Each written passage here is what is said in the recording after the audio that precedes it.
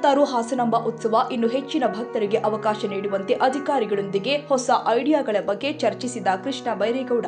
ಮುಂದಿನ ವರ್ಷದ ಹಾಸನ ಉತ್ಸವದ ವೇಳೆ ಇನ್ನು ಹೆಚ್ಚಿನ ಭಕ್ತರಿಗೆ ಸುಗಮ ದರ್ಶನದ ಅವಕಾಶ ಕೊಡುವ ಸಂಬಂಧ ಬುಧವಾರ ಜಿಲ್ಲಾ ಉಸ್ತುವಾರಿ ಸಚಿವ ಕೃಷ್ಣ ಬೈರೇಗೌಡ ದೇವಾಲಯಕ್ಕೆ ಭೇಟಿ ಕೊಟ್ಟು ಅಧಿಕಾರಿಗಳೊಂದಿಗೆ ಚರ್ಚೆ ಮಾಡಿದ್ದಾರೆ.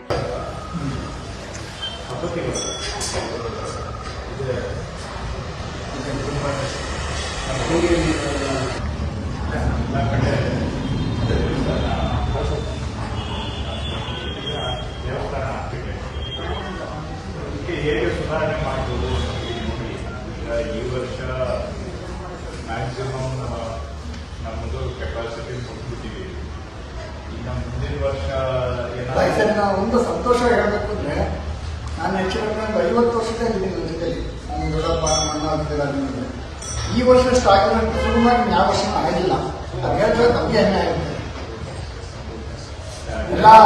ಎಲ್ಲ ಕ್ರೆಡಿಟ್ ನಿಮ್ಗೆ ಸೇರಿದ್ರು. ಎಲ್ಲರೂ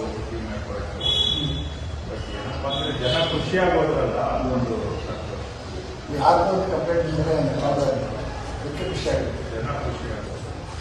ಈಗ ಅದು ಗರ್ಭಗುಡಿ, ಇದು ಗರ್ಭಗುಡಿ ಮುಖ್ಯವಾಗಿಲ್ಲ. ಮುಂದಿನ ವರ್ಷದಿಂದ ಇನ್ನು ಹೆಚ್ಚಿನ ಭಕ್ತಾದಿಗಳು ಆಗಮಿಸುವ ನಿರೀಕ್ಷೆ ಇರುವುದರಿಂದ ಎಲ್ಲ ಭಕ್ತಾದಿಗಳಿಗೂ ಸುಗಮವಾಗಿ ದರ್ಶನ ಮಾಡಿಸಲು ಕೈಗೊಳ್ಳಬಹುದಾದ ಕ್ರಮಗಳ ಕುರಿತು ಚರ್ಚೆ ನಡೆಸಿದರು. ಈ ಸಂದರ್ಭದಲ್ಲಿ ಜಿಲ್ಲಾಧಿಕಾರಿ ಲತಾ ಕುಮಾರಿ, ಜಿಲ್ಲಾ ಪೊಲೀಸ್ ವರಿಷ್ಠಾಧಿಕಾರಿ ಮೊಹಮ್ಮದ್ ಸಚೀತಾ, ದೇವಾಲಯದ ಪ್ರಧಾನ ಅರ್ಚಕ ನಾಗರಾಜ್ ಮತ್ತಿತರರು ಉಪಸ್ಥಿತರಿದ್ದರು.